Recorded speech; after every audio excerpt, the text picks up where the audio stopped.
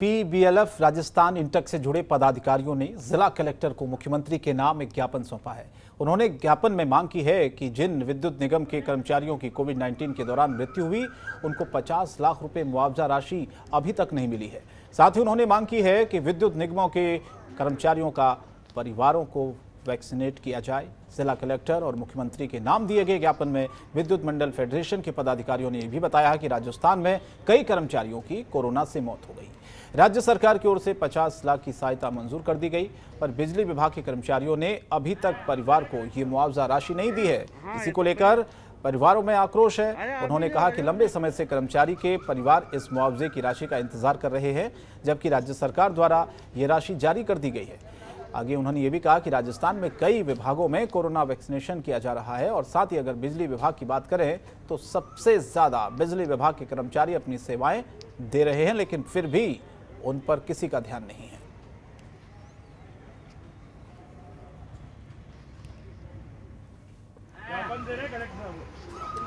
और अखिल राजस्थान सेवारत चिकित्सालय संघ की ओर से बाबा रामदेव को लीगल नोटिस भेजा गया है। संघ के प्रदेशाध्यक्ष डॉक्टर अजय चौधरी ने अपने कानूनी सलाहकार के जरिए नोटिस भेजा है, जिसमें रामदेव द्वारा एलोपैथी को स्टूपिड और दिवालिया विज्ञान बताए जाने पर नाराजगी जाहिर की गई है।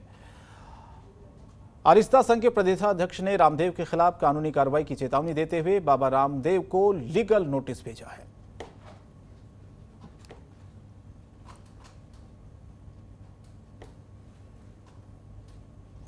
राजस्थान में 8 जून तक अनुशासन पखवाड़ा संपूर्ण लॉकडाउन की घोषणा के बाद प्रशासन द्वारा वीकेंड कर्फ्यू का सख्ती से पालन करवाया जा रहा है। धौलपुर जिला मुख्यालय समेत शहर और कस्बों में खरीदारी करने लोगों की भीड़ उमड़ी। बाजारों में उमड़ी भीड़ को देख पुलिस ने सख्ती दिखाई और बेवजह घूमने वाले लोगों से पुलिस ने उठक बैठक करवाई। साथ ही गाइडलाइंस की अवहेलना किए जाने पर जुर्माना भी वसूला गया। सैपऊ थाना प्रभारी परमजीत सिंह पटेल ने बताया कि महामारी के बढ़ते संक्रमण को देखते हुए राज्य सरकार ने जन अनुशासन पखवाड़ा संपूर्ण लॉकडाउन 8 जून 2021 तक बढ़ाया है। पुलिस अधीक्षक केसर शेखावत के निर्देश में जिले भर में गृह विभाग के आदेशों का पालन कराया जा रहा है। उन्होंने ये भी बताया कि निर्धारित समय के अनुसार बाजार खोलेंगे, लेकिन बाजारों में खरीदारी करने के लिए बेवजह भीड़ उमड़ी। बेवजह घूमने वाले लोगों के खिलाफ पुलिस ने सख्ती दिखाई है।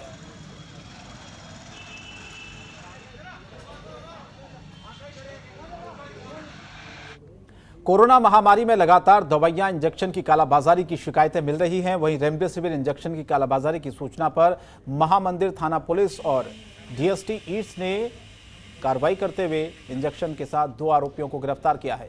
ये आरोपी ऊंचे दामों पर इंजेक्शन को बेच रहे थे।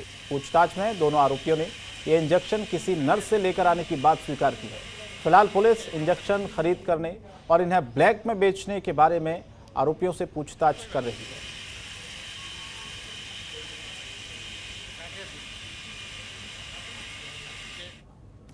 चित्तौड़गढ़ ऑटो रिक्शा चालक यूनियन इंटेक्स से जुड़े चालकों ने जिला कलेक्टर को ज्ञापन सौंपा। ऑटो चालकों को कोरोना महामारी के दौरान राहत दिलाने की मांग की गई।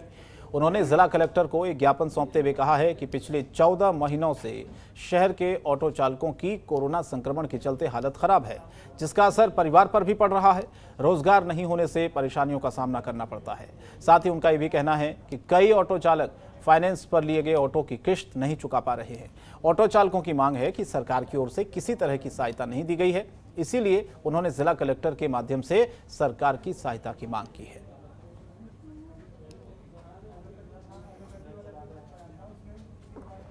ऑनलाइन ठगी के मामले थमने का नाम नहीं ले रहे हैं। शातिर ठग लगातार लोगों को ठग रहे हैं। ऑनलाइन ठगी का एक ताजा मामला सामने आया है जोधपुर पुलिस कमिश्नरेट के खांडा फलसा थाना इलाके से, जहां पर शातिर ठग ने मोबाइल सिम खराब होने का हवाला देते हुए एक मोबाइल नंबर देकर पीड़ित को उस वक्त कॉल करने के लिए कहा। जैसे ही पीड़ित ने उस नंबर पर फोन किया तो आरोपी शातिर ठग ने पीड़ित के बैंक खाते से करीब 5 लाख रुपए की राशि ऑनलाइन उड़ा दी। बता दें आपको कि जब पीड़ित को ठगी का शिकार होने का शक हुआ तो इस संबंध में खांडा फलसा थाने में रिपोर्ट दी गई। पीड़ित ने बताया कि उसके खाते में करीब 50 लाख की राशि थी। ठग ने ऑनलाइन करीब 5 लाख की राशि निकाल ली और पीड़ित की रिपोर्ट पर पुलिस ने भी तुरंत कार्रवाई कर खाते में जमा अन्य राशि को सुरक्षित करने के लिए आरोपी की तलाश शुरू कर दी है। फिलहाल पुलिस इस पूरे मामले की जांच में जुटी है। जोधपुर के महामंदिर थाना इलाके में एक पति पत्नी में हुई अनबन के बाद आरोपी पिता ने अपने ही मासूम को फर्श पर पटक दिया। गंभीर हालत में मासूम को अस्पताल ले जाया गया, जहां इलाज के दौरान मासूम की मौत हो गई। पुलिस ने बच्चे की मां की रिपोर्ट पर पिता के खिलाफ हत्या समेत कई धाराओं में मुकदमा दर्ज कर लिया है।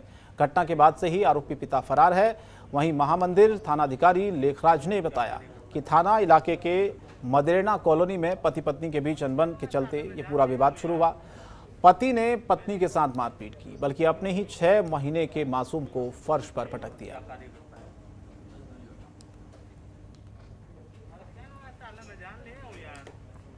और बूंदी के लोहापुरा गांव में मकान की विवादित जमीन को लेकर 2 पक्षों में झगड़ा हो गया।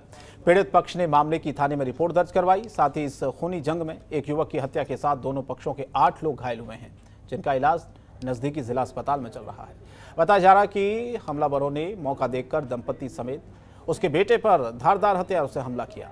जैसे तैसे बचकर तीनों परिजनों ने थाने और देह चिकित्सालय पहुंचकर इलाज कराया। वापस तब वो लौट रहे थे कि घात लगाकर बैठे हमलावरों ने एक बार फिर से हमला बोल दिया। इस हमले में दंपति समेत बेटा गंभीर रूप से घायल हुआ है।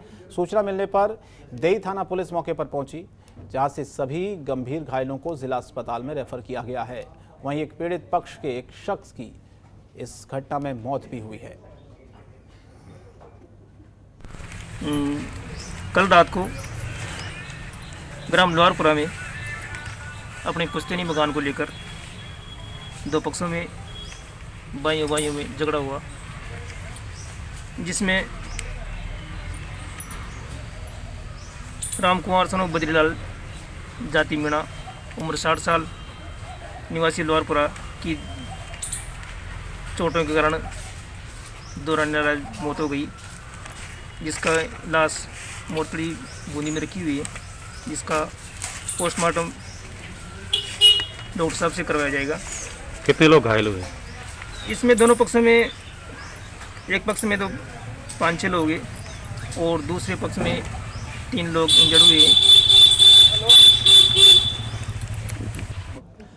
आप लोग राजस्थान में फिलहाल इतना ही, लेकिन जनतंत्र टीवी पर खबरें जारी रहेंगी। नमस्कार।